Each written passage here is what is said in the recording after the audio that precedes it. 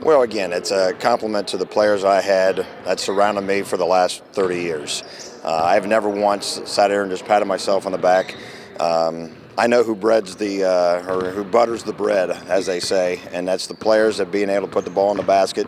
We try to put them in the right position as far as coaching, but then it's a matter of them going out and execute. And I've been very fortunate that we've had kids that do things the right way, understand how to play the right way, and worry about the team more than they worry about themselves, and that's what we always try to preach. Your brother has 500 wins? Brother has, I think he's at 475. Okay, so is it nice to have a little feather on your brother? Well, I don't know about that.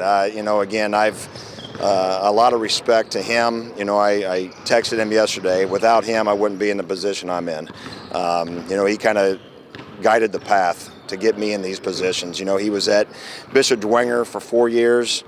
When the position opened, when Ron Dietz decided to go to Concord, Fred Tone and Andy Johns called him up to see if he had any interest or if he knew of anybody, and he brought my name up, and then I was fortunate enough to step in and get that position at age 29 years old, and that was right after they got out of the Final Eight, and that was before class basketball. So, for a young guy to not have any varsity experience to come in and get that, again, I have a lot of due respect to my brother Mark that kind of led the path and got me into that position. So again, very thankful for a lot of people, but him being the main one for getting me there. Yeah, because it's been Dwenger and Homestead, correct, as your two head coaching jobs. So all 500 wins have come here in Fort Wayne. What does that mean to you to have put your stamp kind of on the local basketball scene as much as you have? Well, again, it's I wish I could sit here and say it's me. It's the players, and I'm very fortunate to have very good.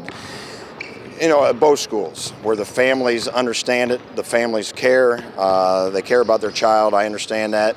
Not everybody, in this position, you're going to be liked. I mean, I know that numbers, you have to figure out how numbers 9, 10, 11, 12, you find those players that are willing just to be a part of it, willing to come in and put in the time. I'm sure there are kids that are, walking the hallway that could possibly be in that position, but are they going to be content?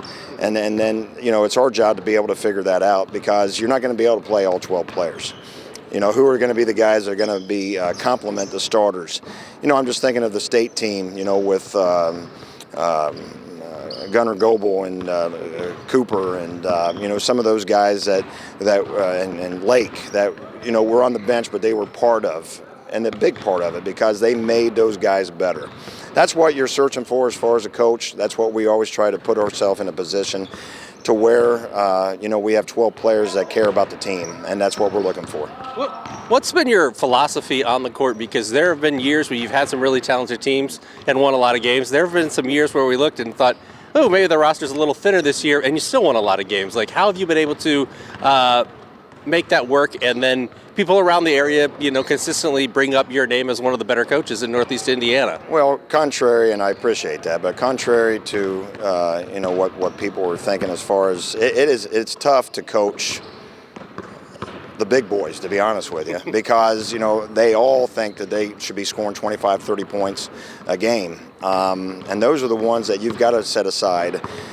With Swanigan, and God rest his soul, I mean, he's missed. We had a lot of good players around him, and we had to get him to understand you're going to win Mr. Basketball by scoring even 18 to 20 points. We've got to get by Carmel. We got to get by Klein. It doesn't matter you're scoring 40 points. If you go and get beat by Carmel in the regional, Klein's going to win it. So, I mean, we got him to understand to where we knew he was the man, but now he had to understand that he needed the guys around him to get us to where we wanted to be, and that was a state championship. So, again, it's a matter of sitting down, talking to kids, getting them to understand the importance. I think a lot of times, the parents, the outside people get in their heads that they have to be, scoring 25, 30 points a game and that type of stuff.